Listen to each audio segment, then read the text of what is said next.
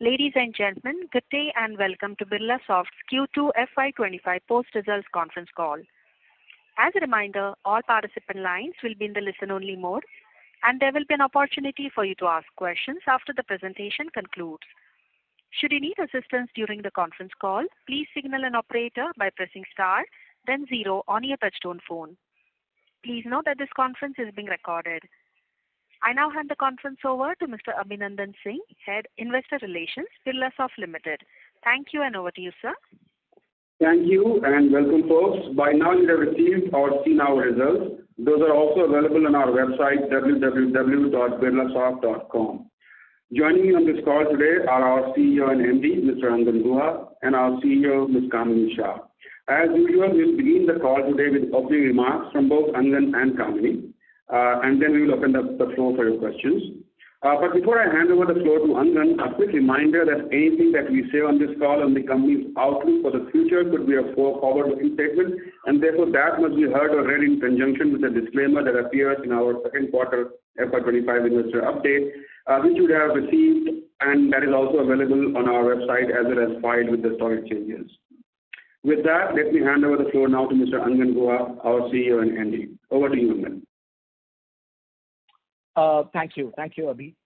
So good evening and good morning to everyone wherever you are, and thank you for joining us today as we share some perspectives on our company performance during the second quarter of the current fiscal year. I trust all of you have seen the results. So with regard to our Q2 performance, I would like to share a few observations. One, we are back to sequential growth in this quarter, even as demand conditions continue to be challenging.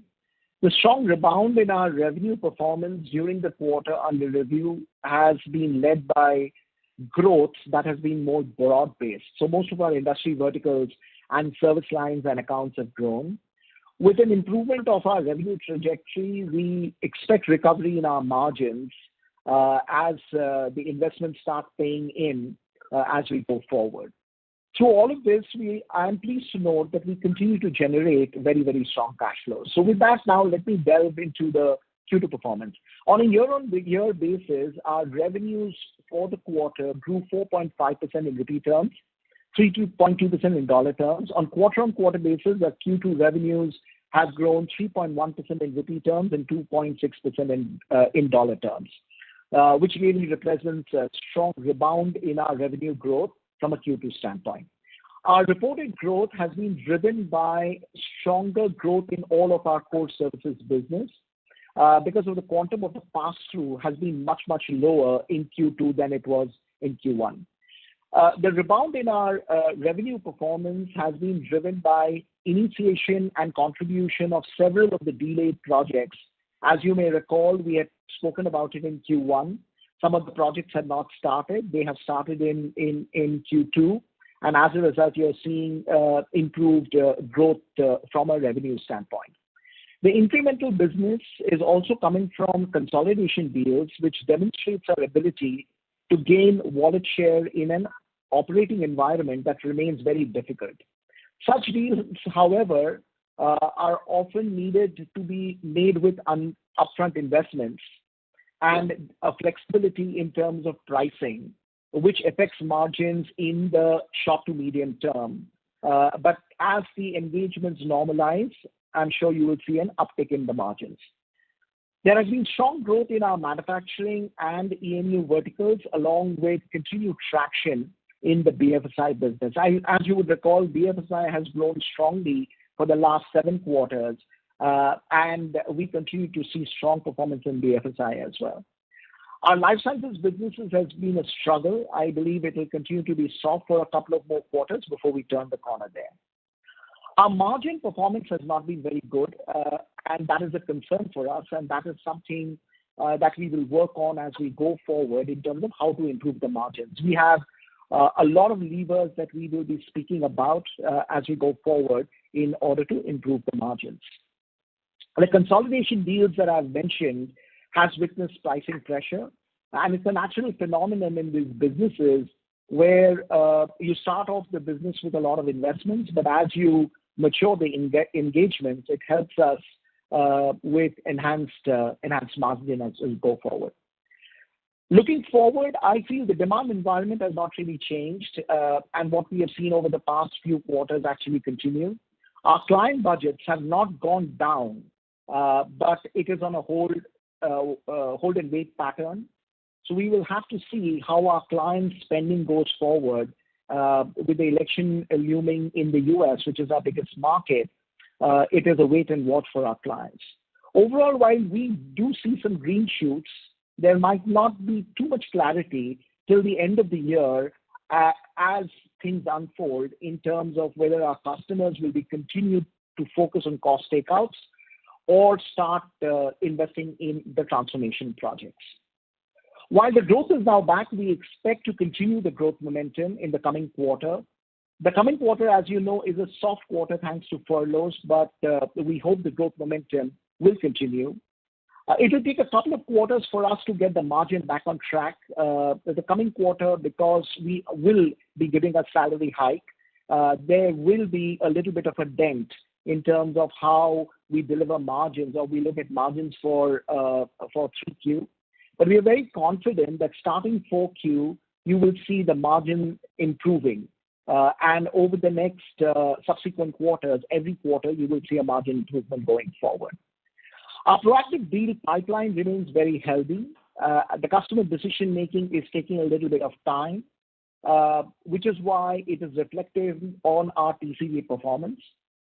But I strongly feel that our Q3 and Q4, we will have a better TCV performance than what we have seen in the first half year.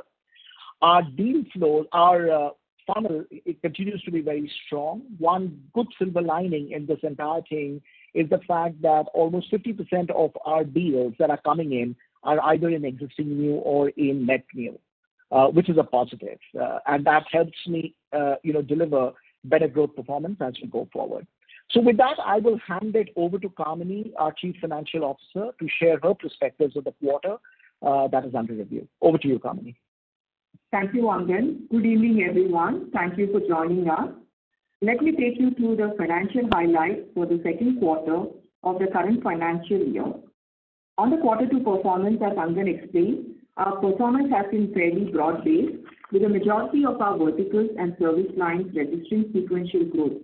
You may recall that in the preceding quarter, we had witnessed some deferment of new project ramp-up in our ERP service line, which had also impacted some of our verticals, manufacturing in particular.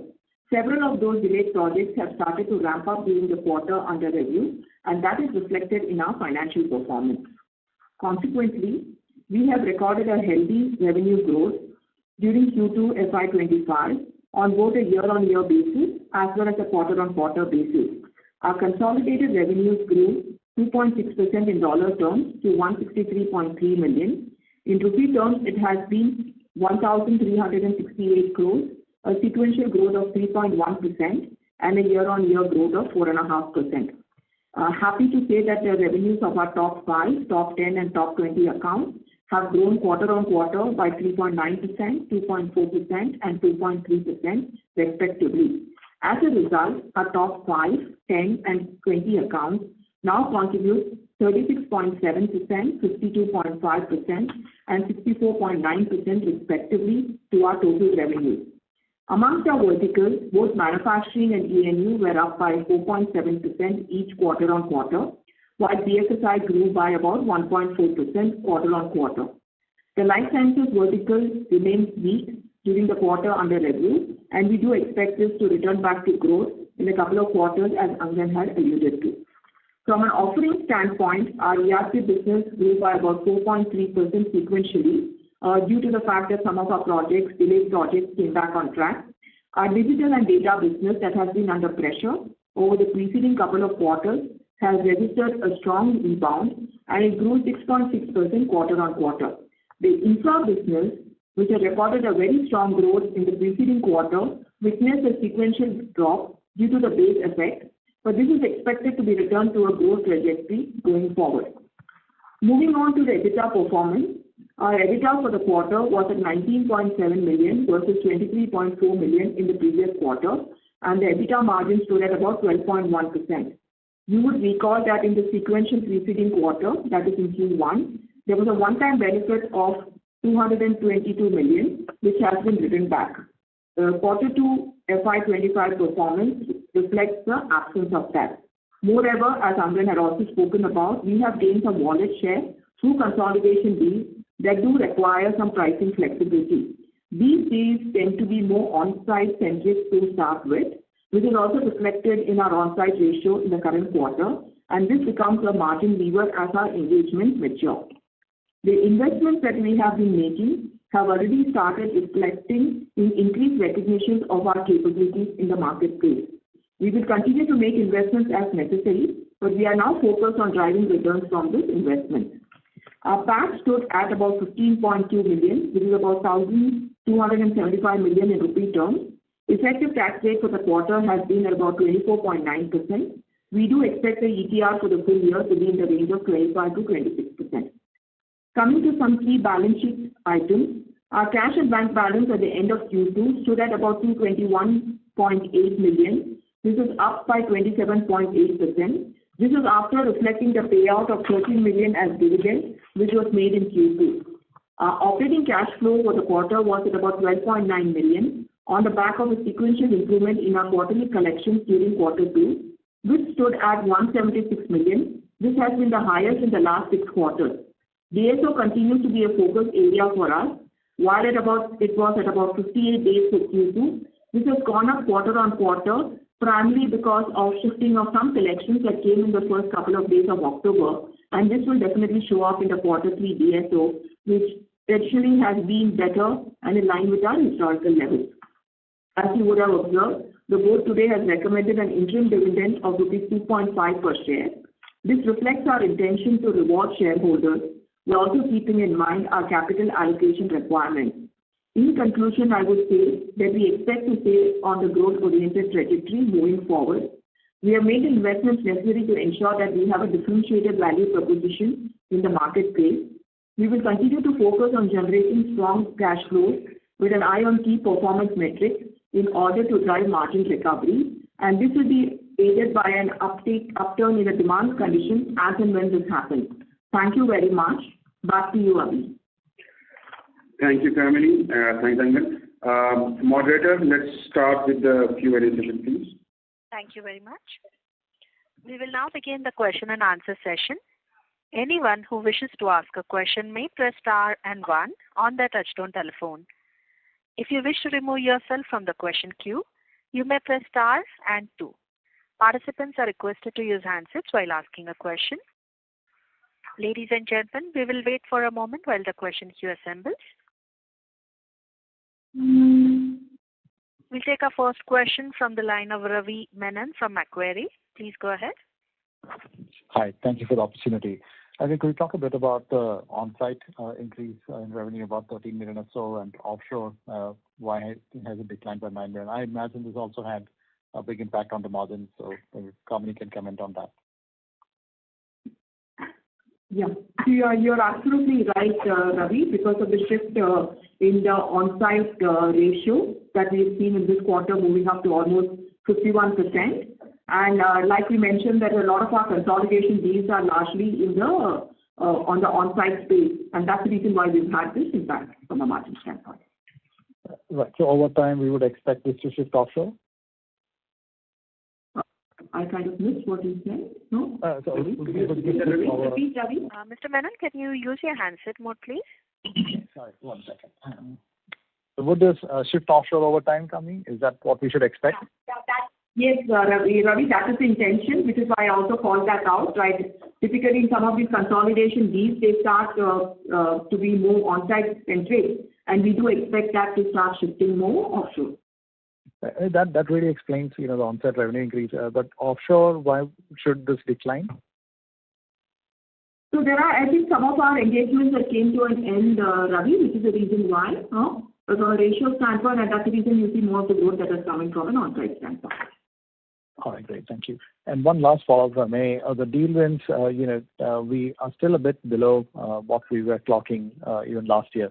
Thought the demand situation is a bit better. So again, if you could comment on that.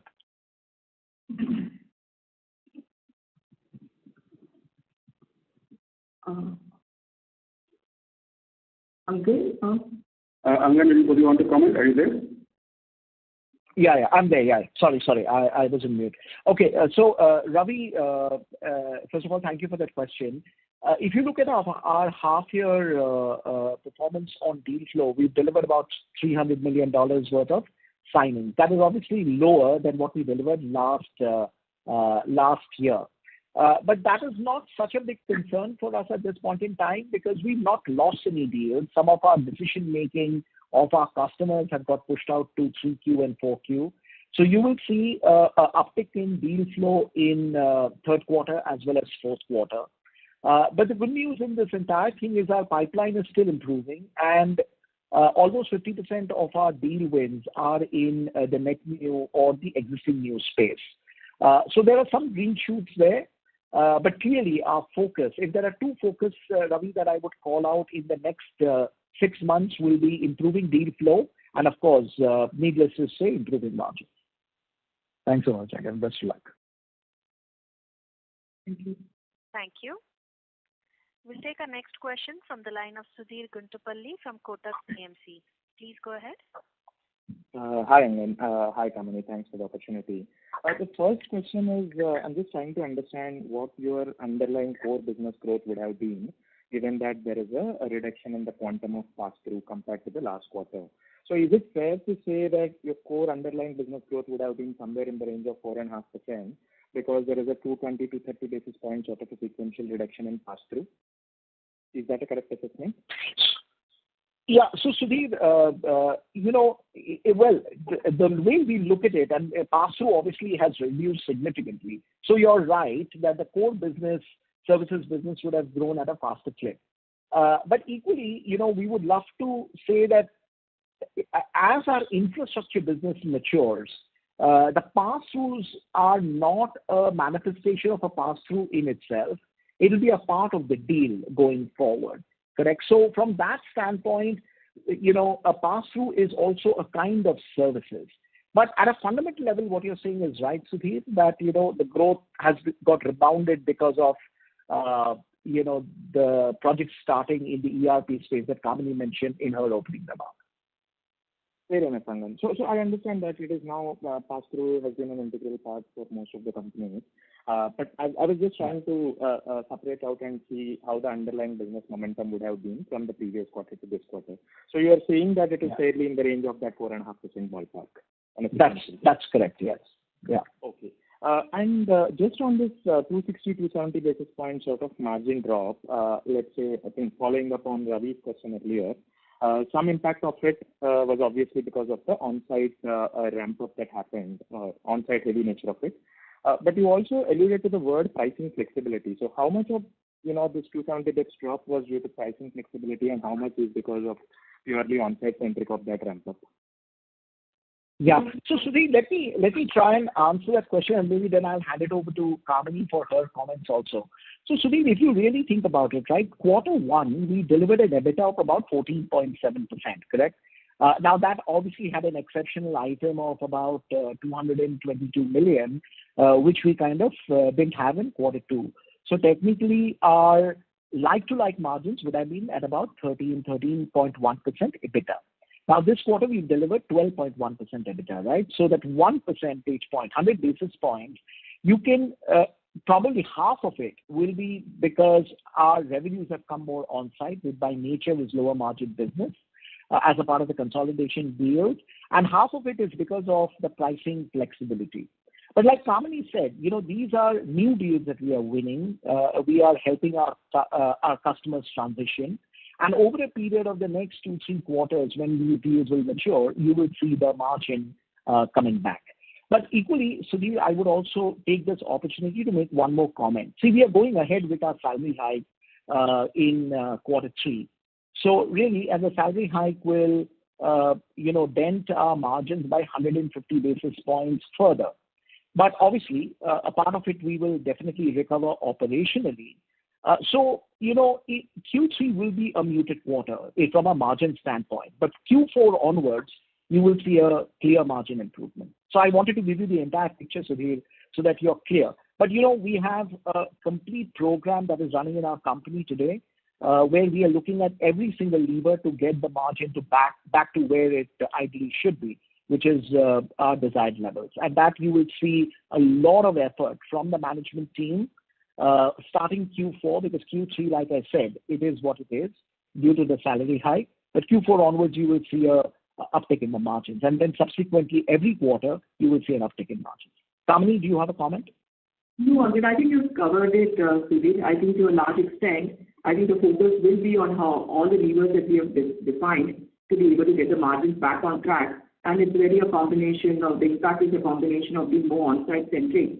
As we look at more offshoring, I think we will be able to recover that back.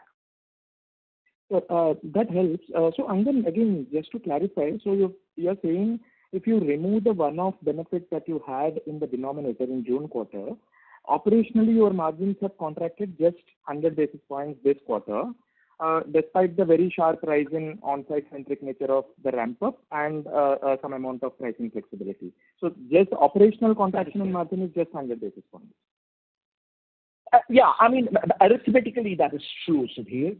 But obviously, I mean, we are not happy. I mean, it's just stating the obvious, because, you know, we would love our, as I had always said in the last year, that we wanted our margins to be between the 15.5 to 16.5 range. So we are far away from there. The point I'm making is, yes, if you were to compare quarter on quarter, we have 100 basis points of degradation of margin. But clearly, we are nowhere close to the 15 to 16% range. So our endeavor is to start improving starting Q4 onwards, and then over the next 4, 5, 6 quarters, get to our desired levels. Fair enough, sir. And just one last question, if I may.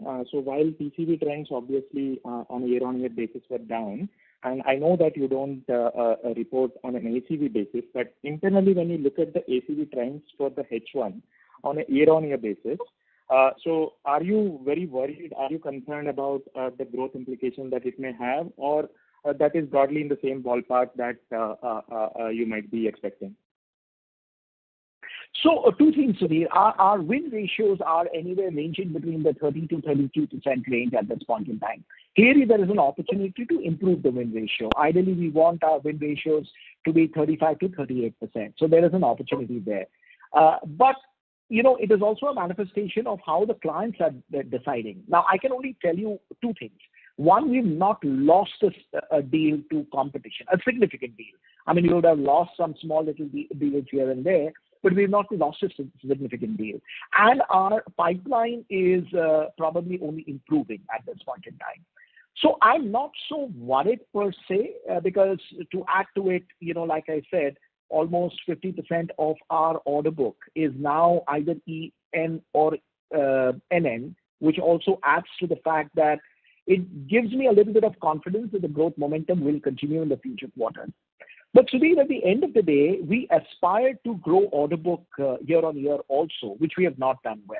Which is why I said, apart from the revenue growth that we have to absolutely focus on, the two key focus areas for us as a management team is to deliver a strong order book in Q3 and Q4 and start the margin improvement journey, which may not happen in Q3 for obvious reasons, but starting Q4, keep improving quarter on quarter so that over the next 4, 5 quarters, we can get to our desired level. Fair enough, sir. And you are actually, despite the impact of furloughs, you seem to be confident about the current growth momentum continuing into Q3. Is that because of the fact that the ERP seasonally has a good December quarter every time? Is that the correct assessment? That gives you confidence, or is there something else in the pipeline which might be giving you that confidence as well? Yeah. So Sudhir, two reasons. One is we are also affected by furloughs, right? So I don't want you to take away saying that the growth momentum will be significant. I'm only saying the growth momentum is back in Q2, which we missed in Q1. Q1, if you remember, we degrew revenues quarter on quarter. So Q2, we are back on quarter growth. We will strive to deliver quarter on quarter growth even in Q3. Quantum, I can't say. It may be a muted quarter overall, but we will still be on the growth trajectory. Our focus, however, will be to start, keep investing in our business, which we have always done, and start improving margins starting Q4. But yeah, I mean, we are relatively comfortable to say that our growth momentum will continue from here on. Fair enough, sir. Thank you so much. All the very best. Thank you. Thank you. Next question is from the line of Hasmukh Visharia from Tata Mutual Fund. Please go ahead. Yeah, hi. Thanks for the opportunity. Am I audible? Yes, please go ahead. Yeah, hi. I have two questions. One is, so you have fairly spoken about the deal wins and existing EN or NN component of it, and probably H2 would be better than H1 in deal wins perspective. So can you throw some light in terms of renewal rates for you guys? Yeah. So Hasmukh, again, a very important question. So look, our renewal cycle essentially comes in more in the third quarter and the fourth quarter of the financial year. So our renewals will be much more than it is in the first and second quarter. So obviously our net new and existing new business will be a lower percentage of our overall order book, because there'll be a lot of renewals that happens typically as a business cycle between October and March, which we will play through. Now, we are discussing with our clients in terms of the renewal work as we speak. So I can't really comment whether renewal work will have pricing pressure or not. It is hard for me to say. We are working on it at this point in time, and we will see how we can continue to negotiate with our clients and work with our clients to make sure that we keep renewing our business at healthy margins. So it is a little bit of a wait and watch, but we will not lose any renewal business, if that is what you are referring to, Hasmukh. We will renew everything. Yeah. At what price points we renew, we will only know as we go through our Q3 and Q4. Okay. And if I may just add on to what you said, then Hasmukh, I think most of our renewals are typically in the second half of the year. And, we have no indications as of now that there is any concern from a renewal standpoint. Got it. My second question is on the, let's say your comment about you have not lost any significant deal wins to competition. So just wanted to understand whether this has any element of, let's say, pricing discounts or probably on-site heavy sort of ramp-ups and relatively lower margins in the near term. Does that is linked to this point, or is it anything else as well? No, Hasmukh, you're exactly right.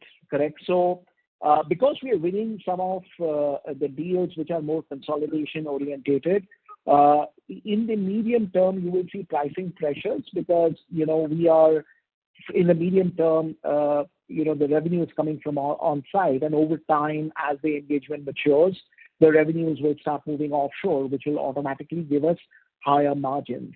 So from that perspective, Hasmukh, our on-site revenues are up, which is why you see the margin pressure.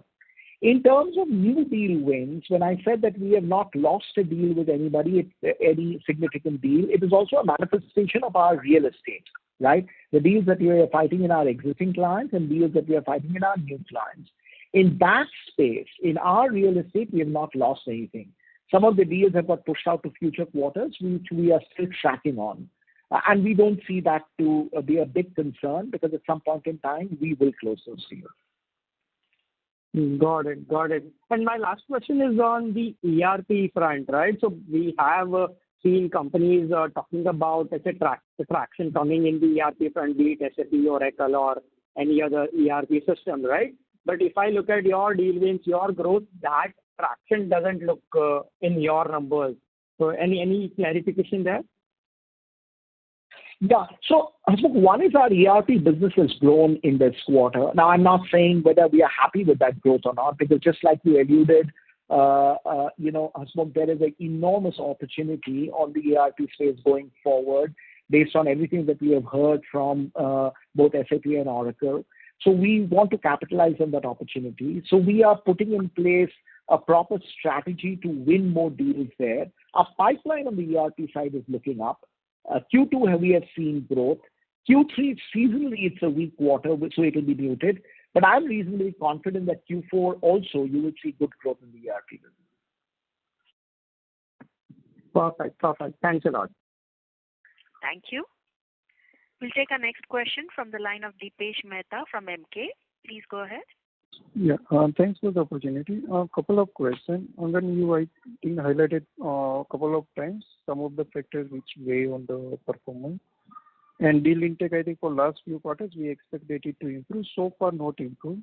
So progress on some of these improvement measures is not progressing to the extent that which we might have anticipated a few quarters back. So can you help us understand how much of it is because of external factors and how much would be because of internal factors which you can course correct and which you have identified, and let's say steps taken to improve on those parameters? If you can give some broad sense around it. Second related question is also on margin side, because our aspirational range is much higher than where we are currently operating. So if you can provide some color around those things from medium-term perspective. And last question is about, maybe if you can answer this and then I have one follow-up. Sure, Dipesh. Sure. So, Dipesh, I will give you my point of view and then I will ask Kamini also to add in, right? So, look, Dipesh, the reality is in the first quarter, the quarter one and quarter two, we have not delivered on our margin goals.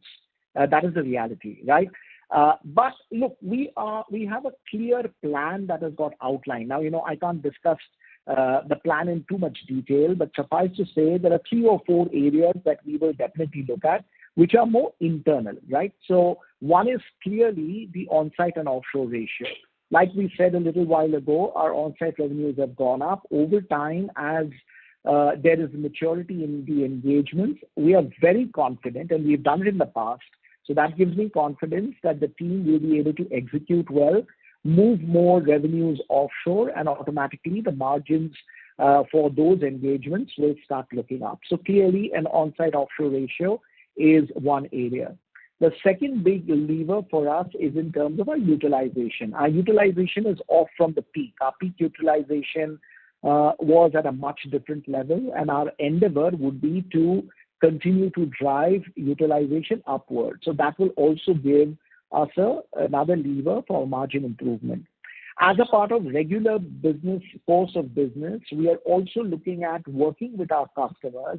Though we have pricing pressure on the new deals in our existing book of work, where we have served customers for the last 4 years, 5 years, 6 years, we are going to customers and see if we can get some pricing enhancements with those customers.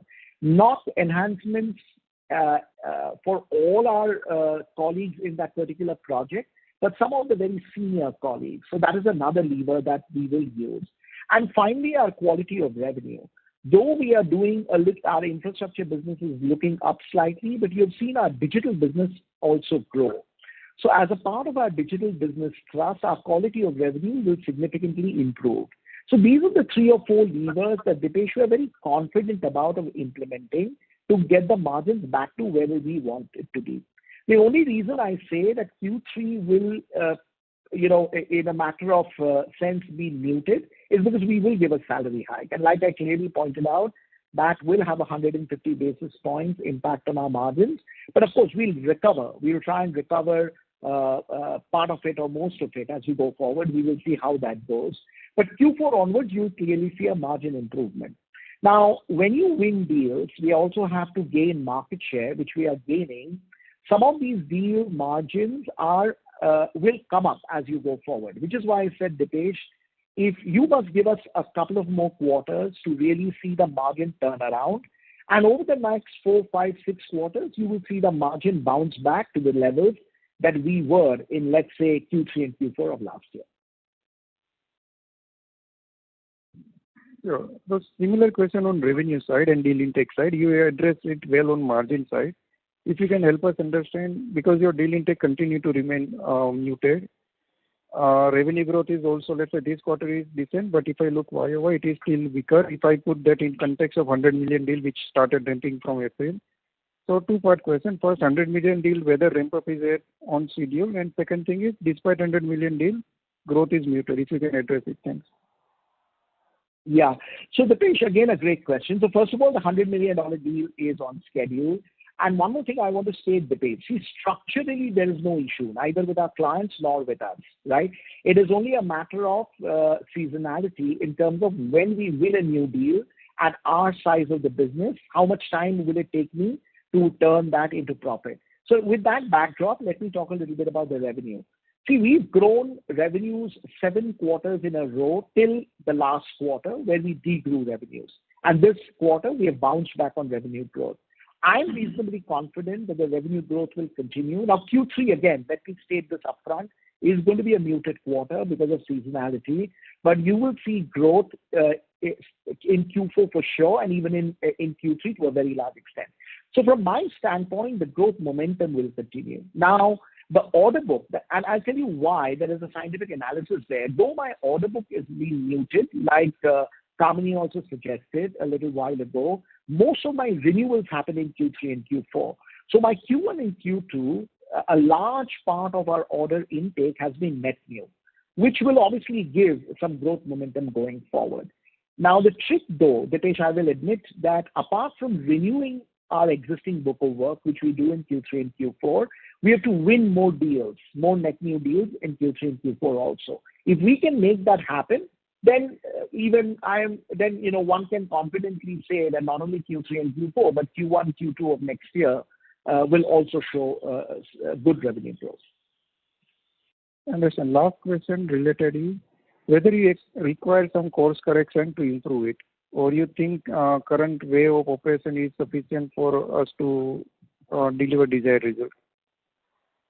No. So, Dipesh, we always look at ways to improve. We don't need to course correct. We are set on a course. We've identified the areas that we want to focus in, and we are firmly on our way to building a great business. So we don't need to course correct on anything, but there are a lot of areas of improvement.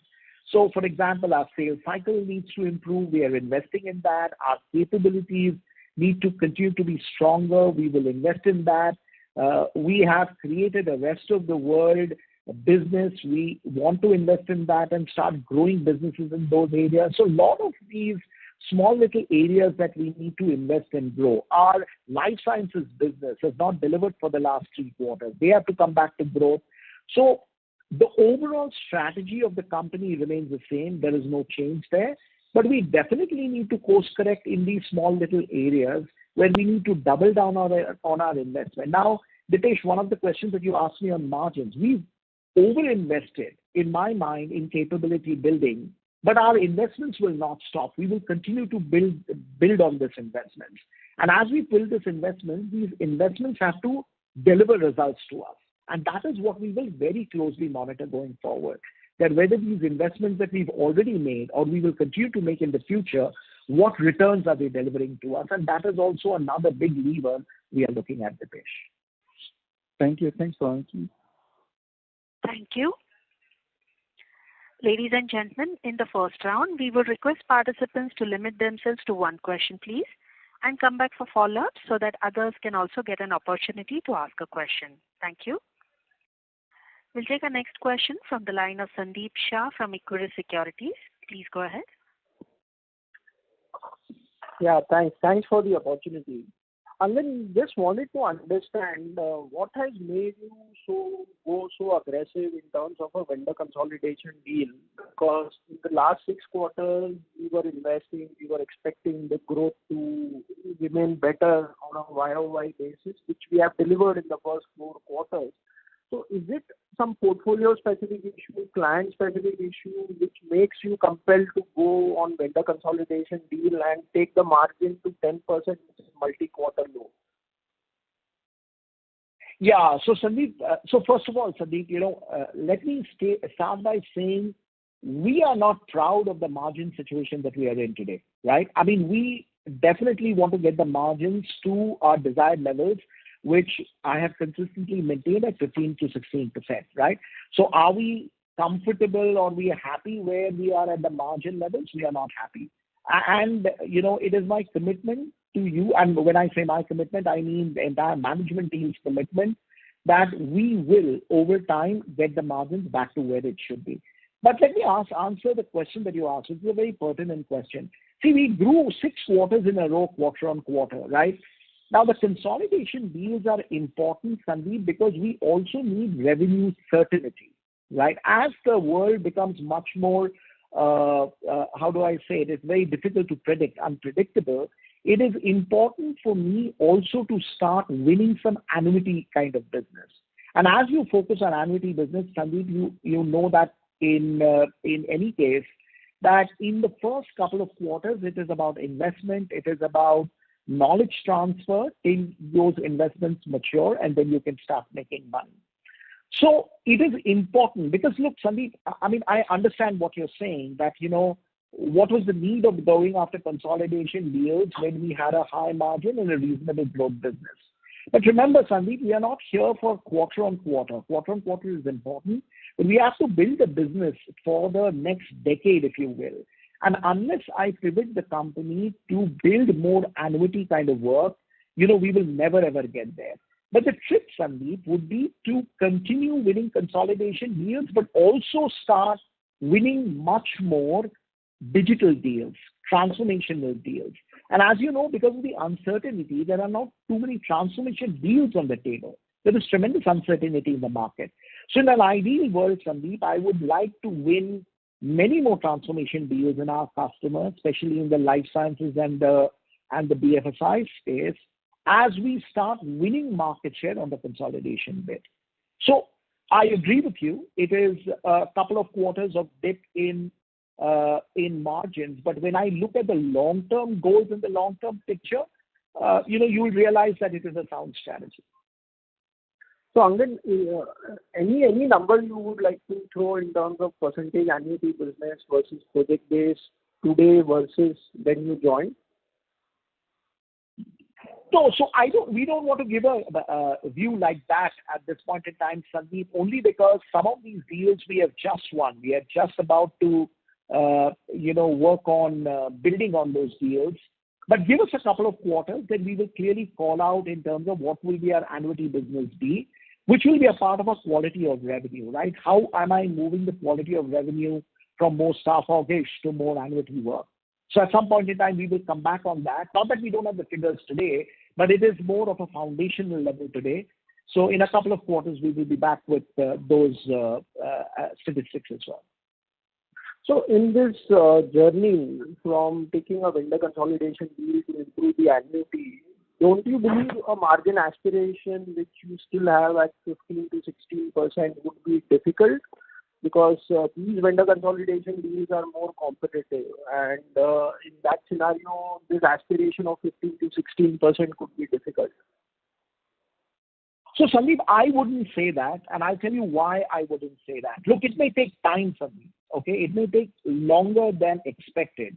But the reason why we want to keep that margin profile going is because it is not that we want to build our company only on consolidation deals. Consolidation deals will be a part of our business from a market share perspective, but we also want to build a great digital business, a great data business. And that business is also growing. I don't know if you realize this, but I'm sure you do. Our digital and data business has also grown to become almost $250 to $280 million, right? So I'm not so worried that we will not win digital and data.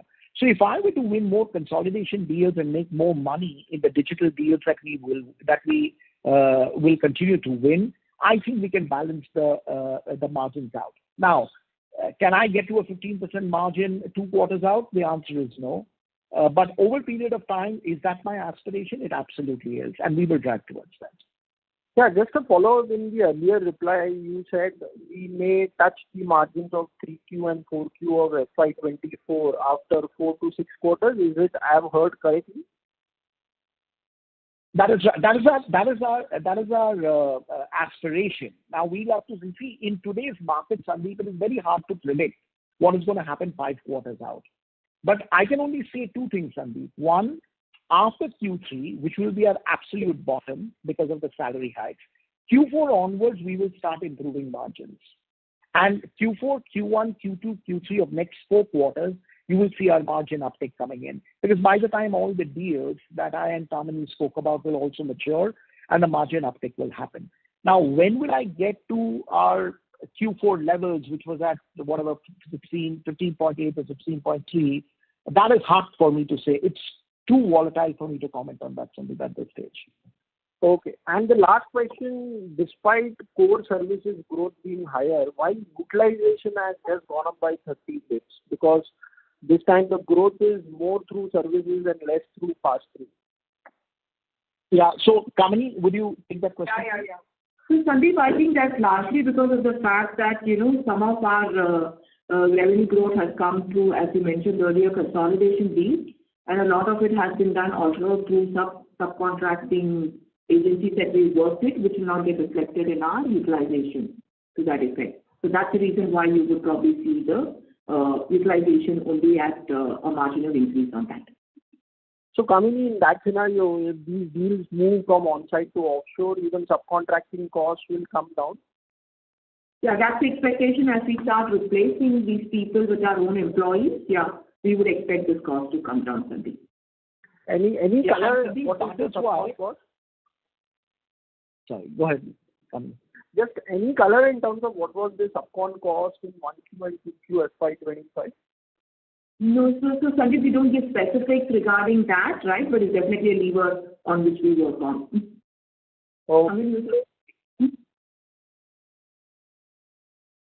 Yeah, go ahead, Angan. No, I was saying, Sandeep, that is the point that Kamini was making. As these deals mature and the work moves from on-site to offshore becomes a far more higher leverage for margin improvement. That was the only point I was making. Okay. Thanks and all the best. Thank you. We'll take our next question from the line of Shraddha from AMSEC. Please go ahead. Yeah, hi. Two questions, Angan. First is, we've seen that our on-site mix has improved by some 700 bits, and despite that, revenue has grown by only 2%. So just wanted to check the underlying volume growth because much of the revenue growth seems to be led by shift in business towards on-site. Yeah. So Shraddha, it is not that we have shifted work from India to the US. It is a manifestation of the deal wins that we have had. The newer deal ramp-ups have been more on-site, correct? Now, the reason why our revenue growth has been, 2.6% quarter on quarter, whereas the on-site ratios have gone up higher, it is only because there are certain projects that have also come to a closure. So you have to look at it from that perspective. But clearly, like Kamini said, from a margin improvement standpoint, over time, we would like to improve our offshore ratios to get that. And Shraddha, if I can just add to what Angan said, right? In the last quarter, we've had some element of pass-through revenue that we spoke about, which were more offshore-centric. And I think that has also played a role in terms of our on-site being a little lower in last quarter from a ratio standpoint, which is why I think you shouldn't compare it directly. If you look at our previous quarter trend, I think the differential would be we were operating at about 46-48% rate, and that's probably what's gone up to about 50-51 that you see this time. I hope that clarifies. Is it also to do, Kamini, with the fact that probably our on-rolls employee growth has seen a decline, whereas revenue growth this quarter would have been led by increase in subcontractors? I think it would be a combination of both, Shraddha, because a lot of the consolidation deals do involve taking over of subcontracting parties that are based on site, and that's the reason why you would see that. Right. And secondly, when I look at our sales and support headcount, that has also seen a decline of almost 10% sequentially. So just to get clarity out here, is it more of support staff rationalization, or are we consciously looking at some sales headcount rationalization as well? So Shraddha, right now our focus is a lot on support staff optimization that you see over here at this point of time. Like Angan said, I think we continue to invest in sales, both general and specialist sales. So I don't think that's an area of investment that we will cut back on. So we are looking at optimization all the time in terms of how do we do a lot more automation in our existing processes that will enable us to reduce headcount associated with that. Right. And just last question, Angan, you've been mentioning that the deal pipeline looks quite strong and robust. So any characterization in terms of what is the mix of small or large deals, or is it still more of vendor consolidation deals in the pipeline, or do you see more of transformational-led deals with some improvement in the macro environment? So just some characterization on the deal pipeline would be helpful. Thank you. So, Shraddha, our deal pipeline is definitely strong, and it is improving quarter on quarter. I feel that, the answer to your question will only lie after the stability comes in, correct? Now, if the cost of doing business in our customer location, if our customers become higher going forward, depending upon the outcome of the election results, I see more cost of optimization deals back on the table. Now, Shraddha, I don't want you to take away the fact that cost optimization deals are margin diluters. They may be margin diluters in the medium term, but in the long term, they can definitely deliver a lot more margins for us as we go forward. So consolidation deals are not a bad word. It is in fact good that we will be winning market share. So currently, the deals that we have on table is really 50-50. We've got 50% transformation deals. We've got 50% vendor consolidation deals. But these deals have to convert. Even the transformation deals are marquee deals. We are doing some great work with our ENU customers, with our BFSI customers. There's some really, really good work and good deals on the table. The issue is, when will the stability happen and those deals convert? If some of those convert in Q3, you will see the deal flows, one, improving, but the quality of those deals will also be far better than just doing consolidation, Shraddha. So we will wait and watch. We are hopeful that some of them will convert in Q3. Great. Thanks, Angan, and wish you all the best. Thank you. Thank you. Next question is from the line of Manik Taneja from Axis Capital. Please go ahead. Hi, thank you for the opportunity. Angan, I just wanted to get your thoughts with regards to something that you've emphasized since you came on board. You've been talking about significant focus on in-quarter execution and bringing in credibility to the company. But what we've seen play out over the course of last couple of quarters is things unraveling quite sharply. So essentially, would you want to essentially give us some sense as to what adverse things may have happened at an internal or within the organization level, given the fact that from a macro backdrop standpoint, FY24 was equally bad, but you ended up delivering reasonably well, and now we've seen this unravel. So it would be great to understand what challenges you faced internally because of which the performance has taken such a big hit. Yeah. So, Manik, I will be as brutally honest as I possibly can on this question. So it's a very important question. So look, I am not worried about our execution capability. We have got a strong team. Our teams can execute, and I feel very confident that we have the right team to execute. Now, of course, we will look at people based on performance. If people do not deliver, then we obviously would get new leaders in. But by and large, I'm pretty confident that the team that we have on the ground can deliver. But look, we will continue to make that investment. So I wanted to get that out of the way to begin with. So, Manik, look, last 7 quarters, we've executed significantly well. So what went wrong in the last 2 quarters? And look, I would say that we are not very proud of it, right? In the last 2 quarters, we focused on winning some deals from a market share standpoint, which is basically infrastructure deals, which give us long-term revenue certainty, etc.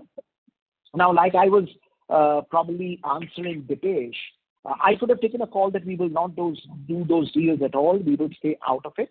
But then at some point in time, my growth trajectory would have stopped, Manik, because the market is getting incredibly volatile as well as competitive, and I need to win market share.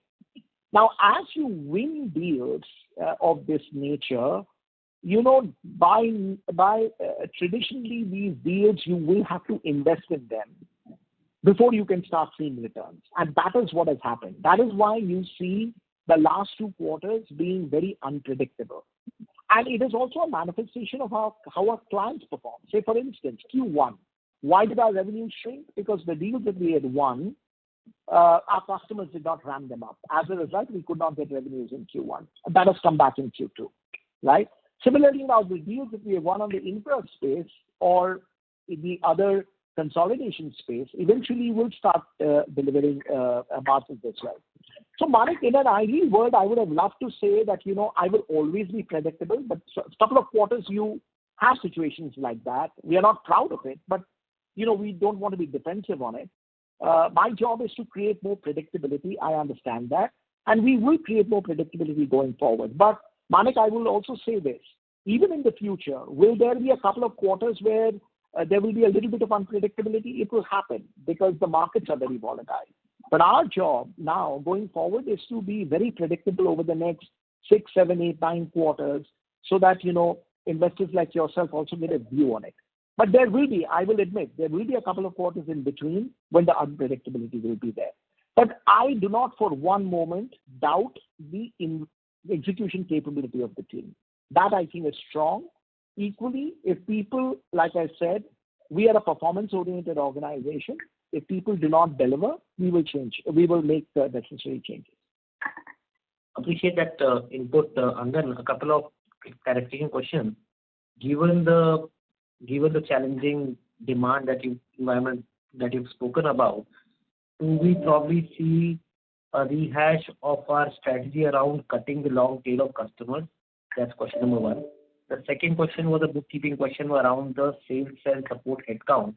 This number had gone up sharply between Q4 of last year to Q1 of FY25, and then once again has come back to a similar level in the current quarter. What explains these quarterly changes on this headcount, on this metric? Yeah. So I'll answer the first question. The second question I'll probably ask Kamini to comment on. So look, we are on an endeavor to cut our tail. We've done a lot, but given the circumstances, like you rightly pointed out, Manik, we'll do even more, right?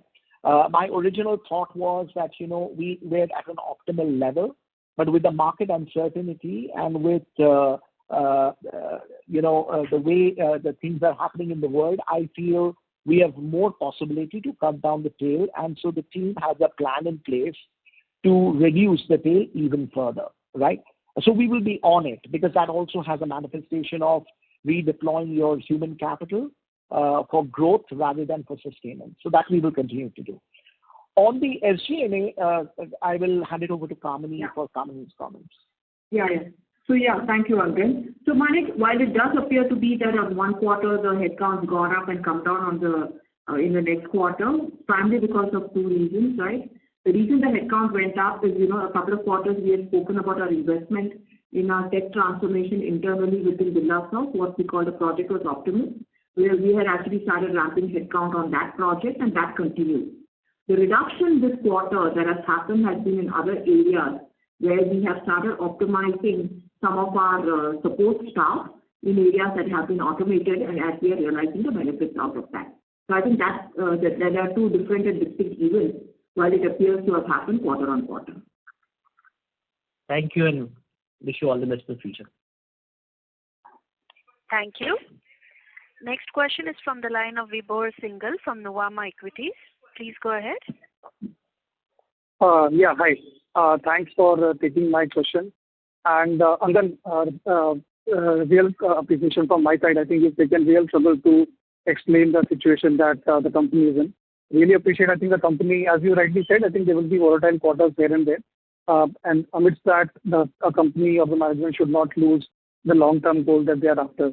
So completely appreciate that. But I have a more strategic question, which is not related to just 1 or 2 quarters, but from a longer-term point of view. Now, we've been saying that the last 2 quarters have been weak in terms of TCV. But if I look at our FY24 TCV also, that was also up only 1% Y-on-Y. So actually, if you look at it from if we compare the numbers from FY23 onwards, our deal flows for the past 6 quarters have not been that great or have been quite modest.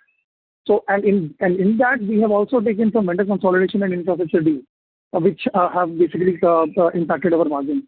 So if I remove those deals, the deal win in our core area, which was transformation projects and all, that has been pretty weak, so to say. So is it that these kind of deals have dried up, or is it that we are not able to match up as to what exactly is required in those kind of deals? And when do you think this situation can change over the course of, let's say, maybe 2, 3, 4, whatever quarter, whatever time that it takes? And then I have a follow-up to that question. Yeah. So, Vibhor, first of all, I think your analysis is spot on, correct? So last year, if you look at it, our order signings were just 1% growth over the previous year, FY24 over FY23. So clearly that was a cause of concern. But even though that happened, if you look at our net new and existing new business, that has shown reasonable traction, which is why, barring Q1, we are able to show growth in Q2 and hopefully in Q3, though Q3 is a muted quarter again, but definitely in Q4, correct? So that is a manifestation of the fact that though the overall deal flow may be soft, correct, but at least the net new is going up. So that's number one. Number two, are we happy with the situation of our deal signings? Absolutely not. There is a lot of focus within the company as a part of the management team to drive the deals up. So hopefully Q3 and Q4 will be better. But in the longer term, there are 2 points that I want to make, Vibhor. See, we have the pipeline. That I am absolutely certain about. The pipeline also has a large number of transformation projects that we are working on. Apart from, we are also working on a lot of vendor consolidation projects.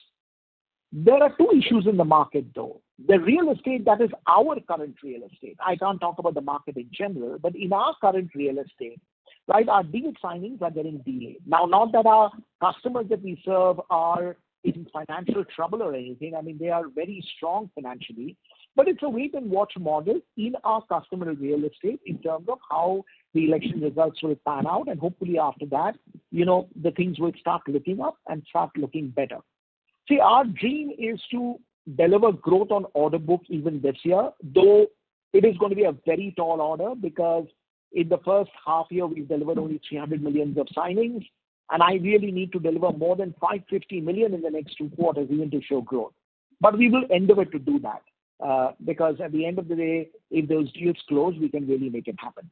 But in the longer term, once the election cycle is over, I think, based on what I know today, based on all my customer interactions, the transformation projects will be back on the table. Typically, after an election cycle happens in the US, since almost 86-87% of our business is in the US, it will take a lag of about 6 months, but I'm damn sure that all the transformation projects will be back on the table.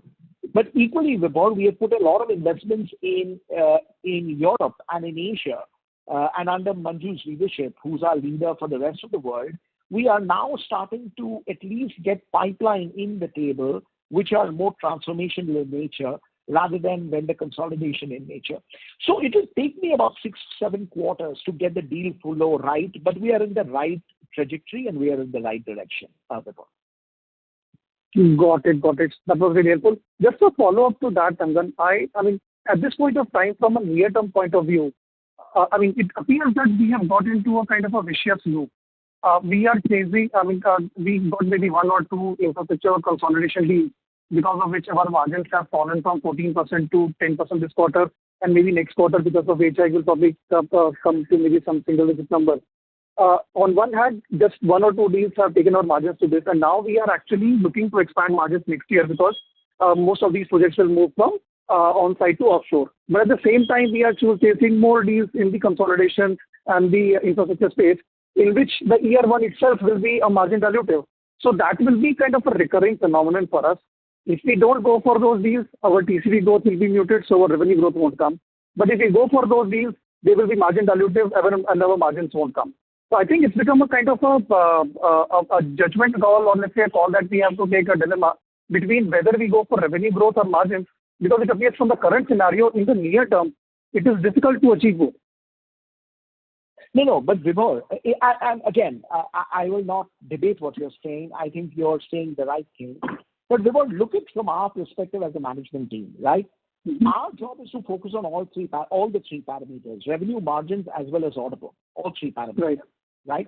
Now, the trick would be to kind of deliver margins through our existing program, drive a lot of efficiency, cut costs in our existing programs, and still continue to deliver to our clients, cutting the tail. And I think we have enough and more opportunities to improve margins there.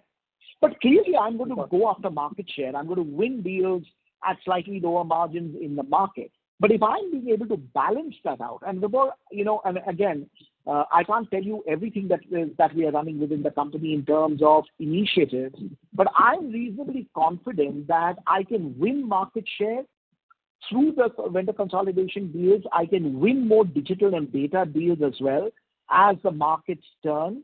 Equally, there is a lot of opportunities of cutting the tail, optimizing my cost. Project Optimus that Kamini spoke about will contribute over the next 3-4 quarters to cost takeout. All of this initiative will come together. So look, I mean, I know what you're saying in the medium term. It may look like that, but we don't see it like that because end of the day, it's not a question of 1 quarter or 2 quarters or 3 quarters. I want to clearly win market share, deliver a lot of growth, and still maintain the margin band. Now, you're right. I mean, in the medium term, it may look like that, but we in the management team are pretty focused on the long-term goal. Got it. Appreciate that detailed explanation, and I hope the management continues to focus on the long-term growth. I think that is what will probably deliver value to the shareholders also. Thank you so much for taking my questions, and wish you all the best. Thank you. Thank you. We'll take a next question from the line of Anmol Garg from DAM Capital. Please go ahead. Hi, thanks for the opportunity. I'm sorry, sir, can you use your handset mode, please? You're not clearly audible. Yeah, am I audible now? Yes, please go ahead. Yeah, so a couple of things.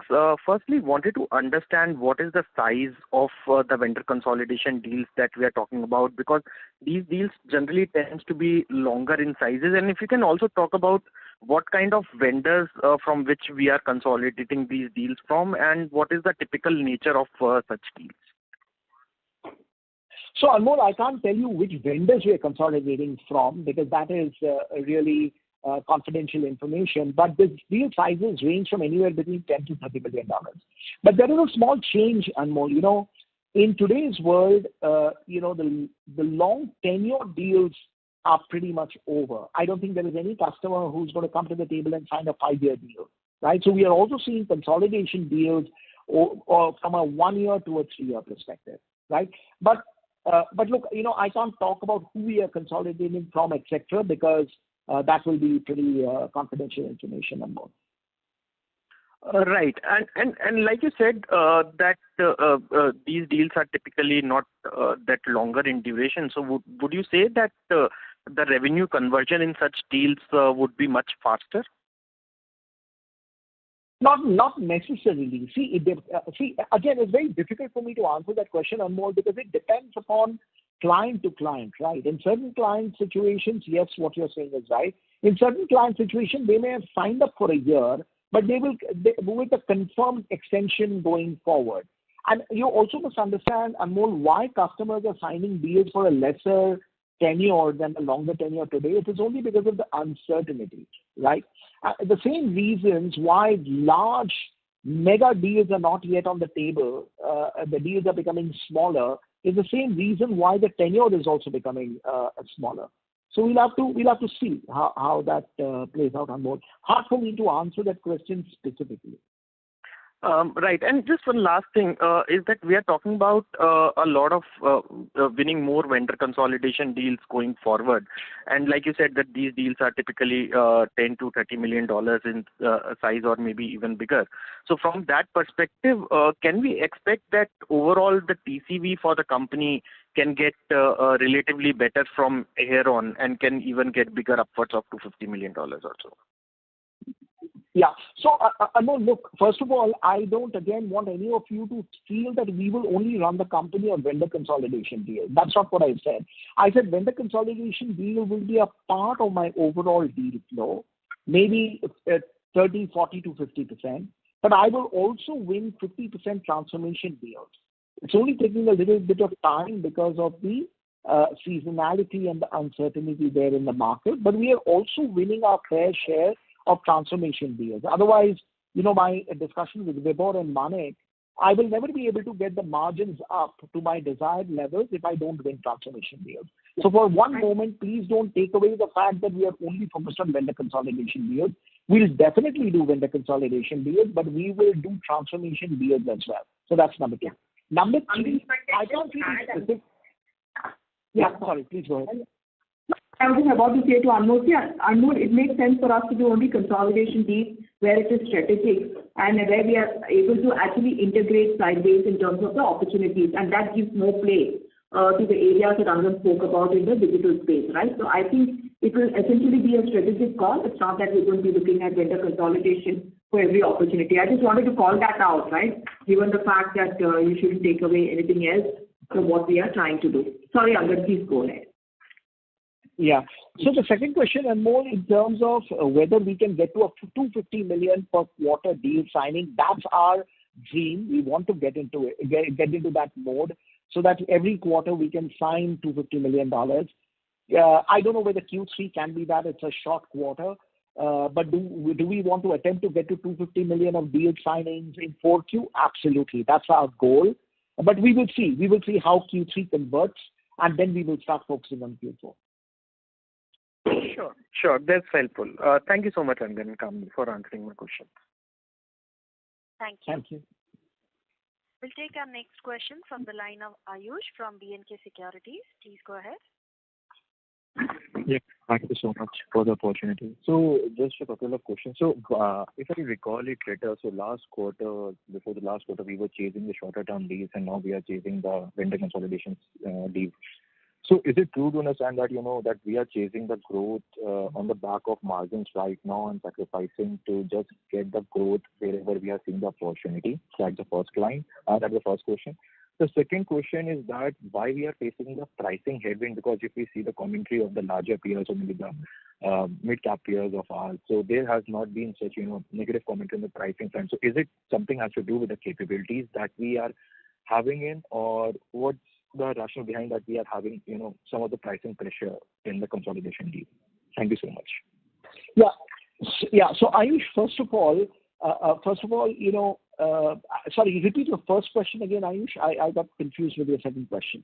Repeat the first question. Yeah. So first question was that if we recall it better, so last quarter we were, kind of chasing the shorter term deals.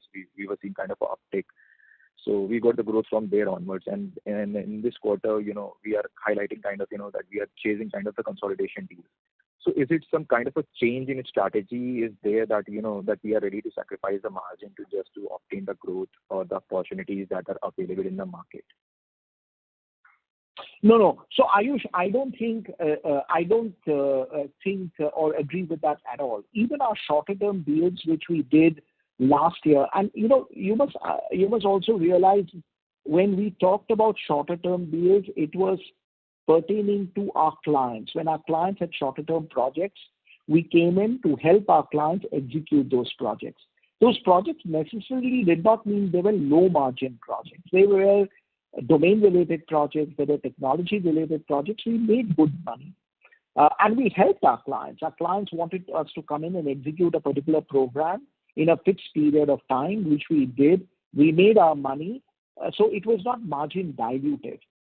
The vendor consolidation deals are also not margin dilutive. It is only the timing issue that when you do a vendor consolidation deal, you take over people, etc. For the medium term, you will see pricing pressures and margin pressures. But over time, when you start moving work offshore, like Kamini spoke about, you drive a lot of efficiencies within the program, productivity gains you get, you will be able to get the margins back on track.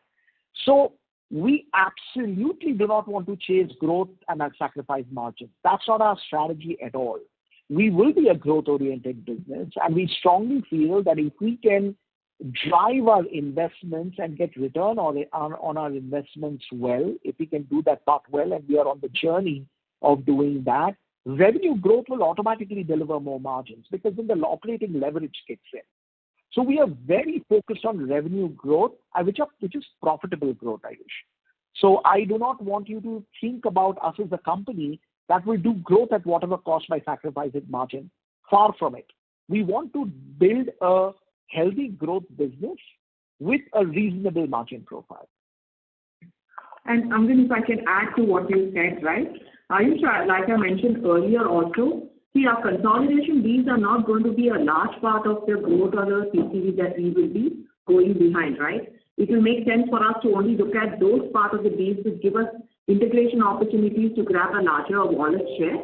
So, it will be very strategic in nature. I want to re-emphasize that.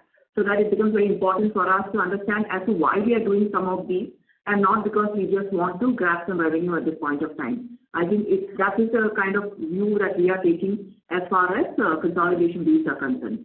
So clearly, on top of consolidation deals that we get, in the interim, like Angan said, we are looking at getting more and more digital and data transformation work that will help us grow our existing portfolio and also move into adjacent areas. Great. And the second question is that, that if we see the TCV across the board is kind of, is in the comfortable range for each and every other company. So just trying to understand, what are the problems that we are facing that is still, that TCV still remains, the subdued or maybe below the comfortable range what we actually aspire for. So just trying to gauge what is going wrong or, what has led to, the soft TCV numbers in this quarter. Yeah. So Ayush, nothing is going wrong. Fundamentally, I think our customers are fine. Our customers are healthy. So there is no issue there. It is only a delay of decision making. Like for instance, there were certain deals that the papers got signed only after the quarter was over. So we couldn't count it in the previous quarter. The deals were already won and the deals are done and the papers came in only now. So like I said, am I satisfied with our deals? Absolutely not. We have a lot more to do. But I don't think I'm concerned about it from a revenue growth for the future perspective. So if your question is there a soft TCV position this year, will my revenue growth for next year not happen? I don't think so. My revenue growth for next year will continue. But of course, I have to fix my TCV, right? Like I said, I'll be more comfortable if I can consistently deliver 250 to 300 million worth of TCVs every quarter. We are not there yet. First 2 quarters have been a disappointment. Let's see how Q3 goes. Hopefully Q3 will be slightly better. But again, it's a shorter quarter. Maybe Q4 we will be back on delivering a good quarter in terms of TCV signing. So we will see, Ayush. We will, work towards that. And Angan, we also would like to add, right, that we have a healthy pipeline at this point of time. And I think some of the conversions that have got a little delayed will hopefully will start getting converted in the upcoming quarters, right? So I think that lead indicator gives us the confidence to say that, it's not that we don't have a pipeline that we should be worried about. It is a question of conversion which we are working with our real estate at this point of time. So just to follow up on that question only. So we see the commentary of, the SAP or the hyperscaler or whatever, the companies that we are entrenched with. So those have been, calling it out very strong demand kind of a thing. But our numbers aren't showing in terms of deal gain. So is it something has to do with the capabilities that we, that for the investments are, still be going on to catch that demand that what the, the SAP and other companies are kind of saying? Yeah. So Ayush, look, whether it's SAP, Oracle, everybody is giving a strong commentary going forward, right? So there is a cycle. There is a big cycle coming in with some of these large hyperscalers or the ERP businesses as well. We hope to catch that cycle. We have a lot of deals that are currently on in both sides of the aisle, a lot of JD work, SAP work, a lot of digital deals are on the table. We are fighting to win it. We'll win our fair share.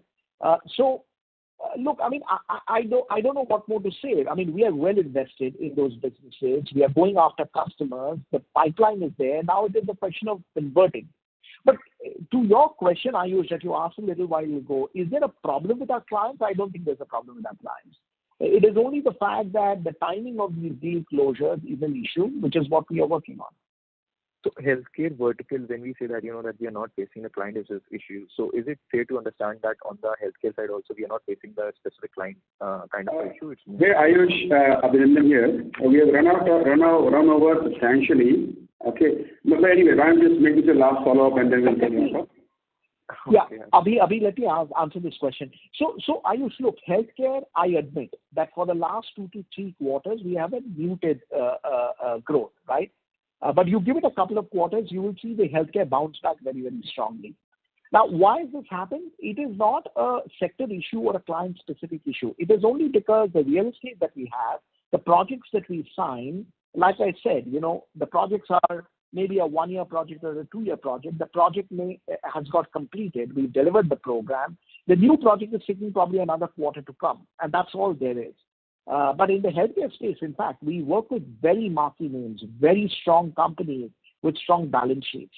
So it's only a question of timing, but I'm very confident that the team will get the healthcare business also back on growth very, very quickly. Great. Thank you so much. Thank you so much. Wish you all the best for the next quarter. Yeah, thank you. Thank you. I now hand the conference over to Mr. Angan Guha, CEO and MD Birlasoft Ltd, for closing comments. Over to you, sir. Yeah, thank you. So first of all, thank you everyone. Thank you for joining us in the conference. Hopefully we've been able to answer all your questions. But if you have any further questions, please do reach out to Abhi, and we will try and attempt to answer all other questions that you may have. Thank you once again for your support to Birlasoft. We and the management team are committed to build a long-term sustainable growth-oriented business with a high margin profile that we are committed on. Quarter on quarter, we will focus on execution and we will get our company there. I look forward to speaking with you again as a part of our next earnings call. Thank you once again. Have a good evening, good morning, wherever you are. Thank you. Thank you, sir. On behalf of Birlasoft, that concludes this conference. Thank you for joining us, and you may now disconnect.